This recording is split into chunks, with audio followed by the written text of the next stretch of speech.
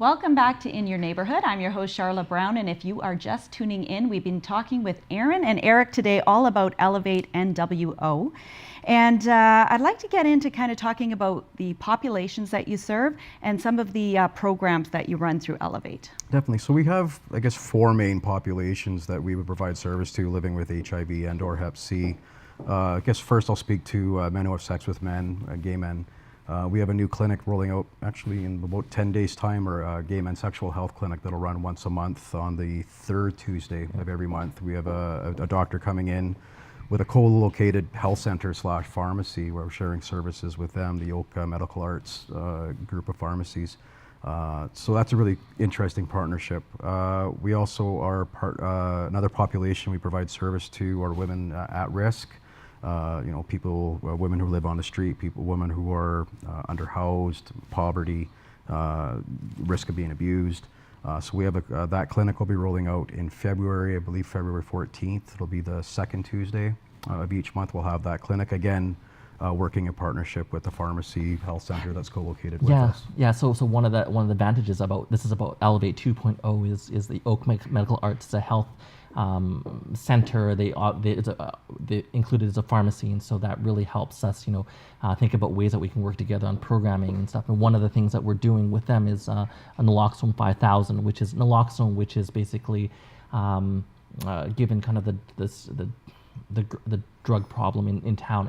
Naloxone is a medication that you can give to someone that takes them from an overdose, that helps prevent an overdose. And so what we're doing in partnership is we're hoping to train up 5,000 people, different agencies, friends, family, anybody who wants to be able to know how to administer this medication to be able to help someone who's in an overdose situation. So that speaks to the third population. I don't want to rank them. I mean, we deal with, Yes. but another population we work with is intravenous drug use population.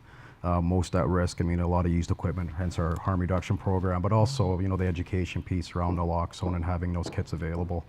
The overdoses haven't been as big an issue here, but it's going to be soon. We see the problem moving east, really big in Vancouver. They're pulling, 1 or 2 bodies a day now off the streets. It's ugly. It's in Winnipeg. First reported case of I think a new form of fentanyl in Toronto just in the last couple of days. So the problem is going to be here. We want to be prepared.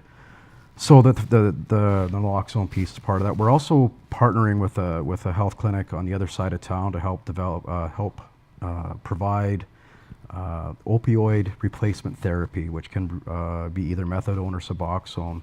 Have it be available at the pharmacy health center that's located right beside us, and then have our members then come into our space for additional support to help them, with addiction issues if they have them, to get them stabilized for treatment for Hep C or HIV. And help them, the whole kind of holistic whole body care that we want to provide our members. Yeah. And then the last significant population that we provide, and probably our largest segment, would be the Indigenous people of our city, and really trying to provide appropriate and sensitive education, awareness and training about living with these viruses in our city.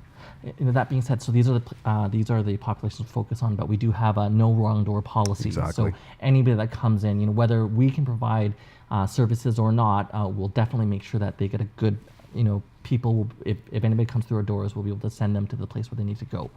Right. Yeah. Yeah, it's very important and good to know for sure. And I thought we could go in a little bit into some of these programs and support that you offer, clients that are there. So you offer case management and counseling? Yeah, so once people come through, we have an intake process that helps establish, which virus they have.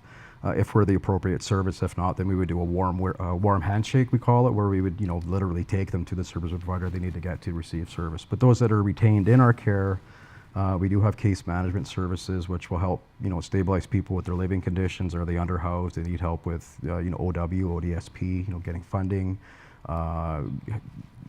doing some counseling pieces if they need that, and referring them to specialized counseling if need be. We have liver care nurses on hand that provide service to our members. They have quick questions about side effects. They'll help them with medication adherence. We also have on our team our clinic coordinators. So we have a doctor that comes in once or twice a month and our clinic coordinator will, schedule those appointments and get them set up. If they need a ride, getting set up with one of our volunteer drivers. That's a program that's fallen off to the side that we're getting back up again. Big piece of what we do is just with our members and doing peer programming, getting them trained up to provide information to each other, to provide service, helping out with outreach and community education as well. One of the philosophies that we have as we adhere to is something called Iyn. Basically, it's meaningful involvement of people who are living, or affected by, HIV or Hep C. So they're helping us, and they're actually quite a very important part of the program that we offer. And so we want to make sure that we give opportunities, and also the lived experience, the knowledge that they have really adds to the work that we do. Definitely. Yeah. And then through that, we have our food bank that's very heavily used. We're once a week, so our members can access our food bank. Thanks to the RFDA, they provide us with some dry goods staples, and then we have some extra funding secured to provide some milk and bread and some fresh produce as well to help supplement that food hamper. We also have emergency financial assistance for people. It's kind of a one-time, once-a-year piece if they need something really bad. It's a critical need that we can help bridge that gap. And also our case managers, that would help set them up so that doesn't become an issue again in the future. So it's not just a Band-Aid, it's curing whatever is the issue at that moment. Absolutely. Wow, you've got definitely a lot going on at Elevate. It's a lot wrapped up. I mean, we have a very creative team, and thanks to all of our staff, our budget hasn't increased in 8 years, and we're still managing to do all this really wonderful work and creative partnerships with our partners in the not just in Thunder Bay, but in the broader Northwestern Ontario community. It's been a great. We've been very fortunate that we have a lot of great partners that we're working with. The community development aspect of our work. So there are specific formal partnerships, and also we're part of networks and stuff. So kudos goes to like Health Unit Northwest, Community Health Center, OHAS, Points, Superior Points. We're a big part of that. The drug strategy. There are a lot of Shelter House. There are a lot of an Alpha Court. I could go on and on about a lot of great organizations that we work closely with to provide services for a common group of people that we serve. Absolutely. Yeah. Now we have lots of viewers watching. If viewers want to get involved, what are different ways that they can do that? Are there volunteer opportunities? I see you're wearing a beautiful red scarf. Maybe we could talk about what that's all about. Yeah, for sure. There are definitely ways that viewers can be involved. One of the big ways is just kind of pay attention. Whenever you see something come across HIV or Hep C, pay attention, because it really makes a difference. The more that you know about it, we've gone beyond the, it's in terms of the technology, a lot of changes happening really quickly. So if I ask people to kind of keep up to date, and they can do it by paying attention to kind of what we're doing. So the Red Scarf campaign is something that we launched last year and we had through this year. We're very fortunate. So World AIDS Day is on December 1st.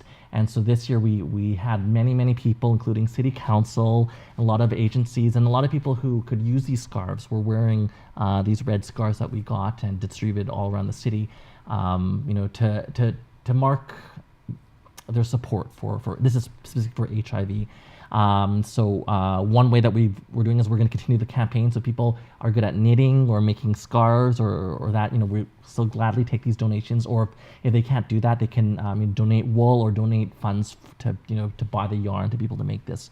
And so that's ongoing as well. There are volunteer opportunities. We can take any donations for a food bank. That goes a long way, or financial donations. And if that's the case, I would ask anybody to contact our office to see kind of how they might be able to contribute. Absolutely, and that's my next question. If there's somebody watching today, they're looking for more information, they want to help out in some way, shape, or form, where's the best place for them to, or a phone number to call? I guess the website would be another good one that we can put up on the screen. Our office location is Suite 102 at 106 Cumberland Street North. Phone number is 345-1516. My extension is 218. Just give me a call with some money, or you want to drop off some food, or even help out. And also go to our website, www.elevatenwo.org. We are on Facebook and Twitter, so we're hoping to be, we will be more active in the coming year. So definitely that's a great way for people to kind of look for us. Just search for Elevate NWO on Twitter or Facebook. Awesome. Well, I want to thank you, Eric and Iyn, for being on the show today. I want to thank everybody for tuning in. Be sure to watch next week with more on In Your Neighborhood.